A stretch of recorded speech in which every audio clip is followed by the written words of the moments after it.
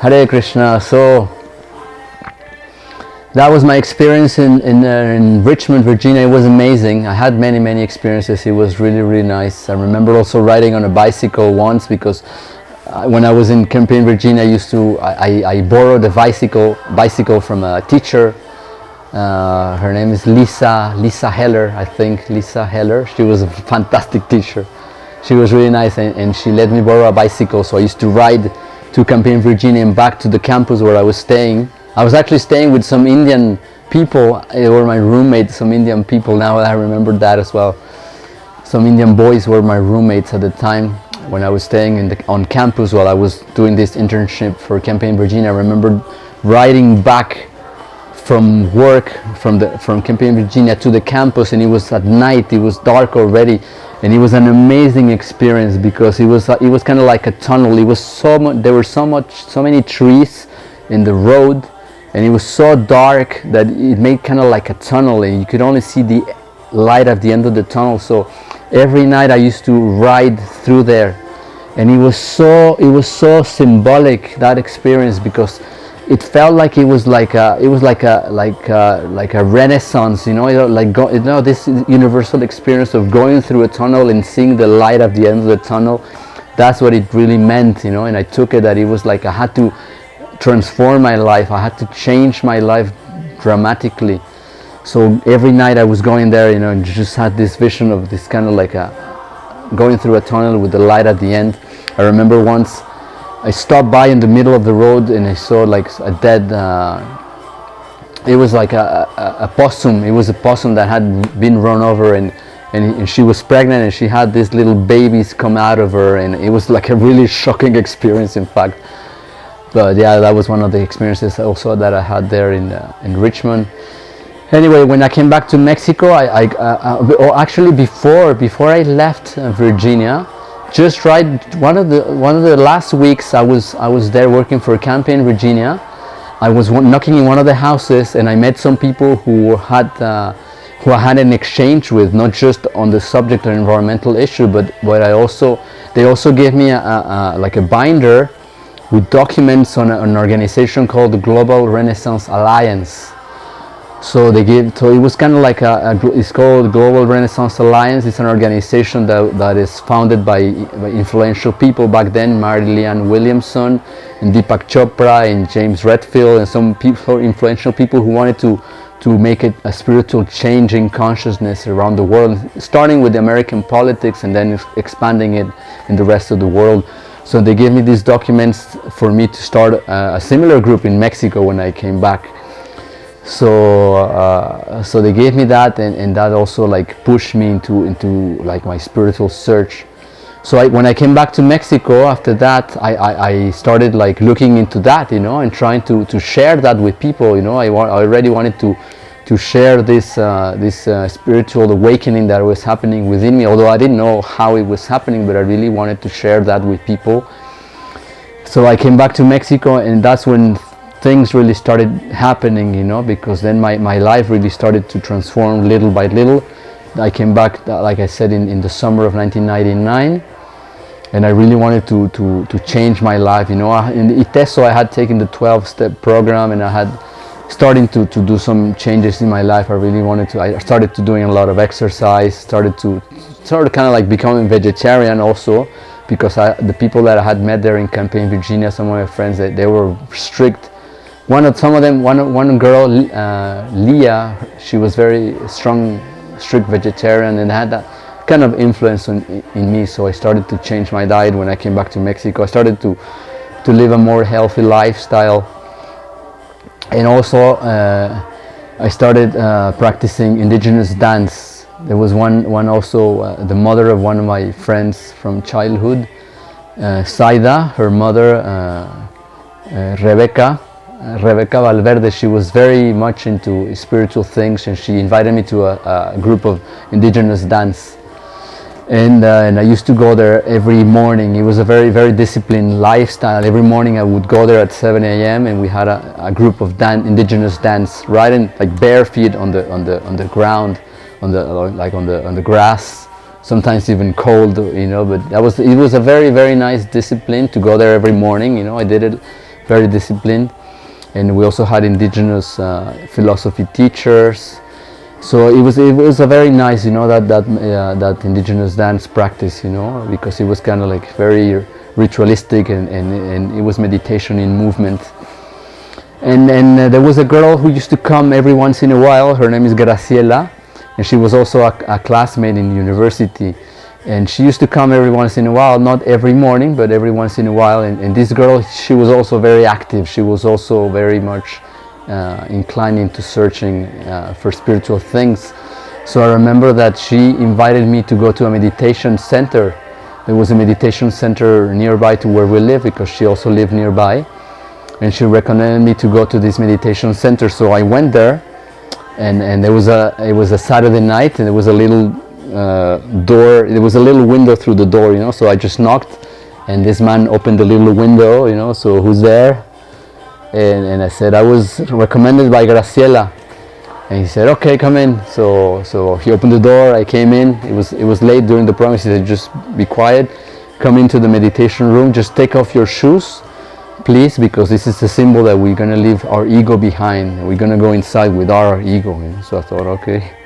So we just took off my shoes, and I just went into the meditation chamber, and that was it. That was the Siddha Yoga Meditation Center that I visited, and it was a fantastic experience. That was my first education in the next level, spiritual education in the next level, because through this meditation, Siddha Yoga Meditation Center, I was introduced to so many of the items of Indian spiritual culture, such as the guru, which is the main figure for them, like in this case, Chidvilasananda Swami, or Guru Mai, as she's affectionately called, and her spiritual master, Baba Muktananda, and his spiritual master, Baba Nityananda Bhagavan.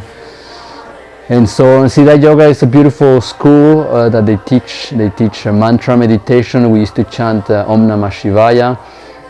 And the purpose, is a very beautiful school, because it has in one sense it's kind of like Mayavadi. In one sense it's kind of like impersonal, but in the other sense there's bhakti as well. There's kind of like devotion as well.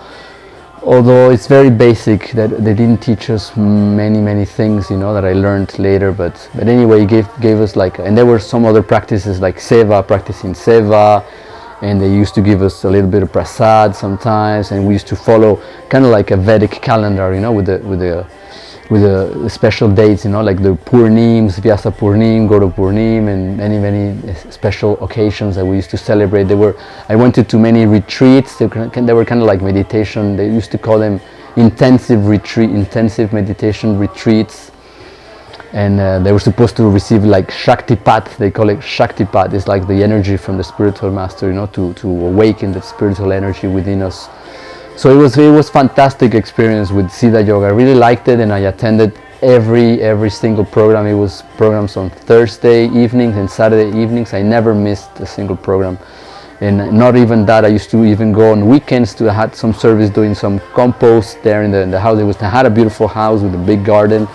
So I had this service of doing compost, and I just participated as much as I could. I used to give like a monthly dakshin and everything. And during that time, I was finishing university. I was writing my thesis.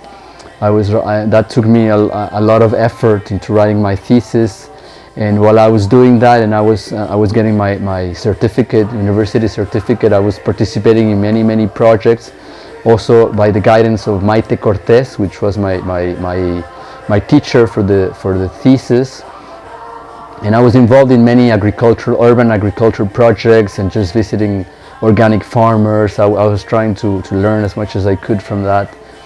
And I was also trying to get a job at the time. I was trying to get a job for the time when I was ready to do it. And I'm trying to remember the dates. In year 2000, then it came year 2000, I did a trip we did a trip with the family to visit the south of Mexico, which was also fantastic. It was very nice travel around the south of Mexico and learn about the Mexican culture, and also visiting Palenque and some of the archaeological sites, and learning about ancient civilizations which had like a lot of wisdom and a lot to say about life after death and these kind of things. So that was very, very, culturally speaking, was very enlivening as well. And then after that trip, possibly it was in the summer. I think it was the summer of 2001. That was in the summer of 2001. I went back to the south of Mexico. I went to Cancun. I went to Cancun because I had a cousin who lived there, and I was also asked to take a big picture frame. I mean, it was a poster. I think it was a poster. It was a like roll-up poster that I was supposed to take to a boy that was part of the Siddha Yoga meditation group. But he was the son of Alberto Calderon, the man who actually who welcomed me to coming into the Siddha Yoga Meditation Center. So I was gonna give this poster to his son Luis, who used to play like a little drum, and I was also part of the bhajan group. I used to play the veena. In fact, it was the tambura. Actually, it was the tambura I used to play, and I loved it. It was really, really nice. So I went to Cancun to visit this boy, to give him this poster, because he was going to set up like a preaching center or meditation center there in Cancun. And then after that I went to visit my sister, who at the time, I have an older sister who was living in Playa del Carmen, and it was a fantastic experience as well. And the most important thing was, at that time, my sister was married with Roberto Paresce, an Italian man, who had a brother called Ricardo Paresce. And this Ricardo Paresce was very influential in my life as well. He was very influential in my life, because this man, he was much older, maybe, I don't know, maybe like 15 or 20 years older than me at the time, you know. I don't know, but he looked like an older man.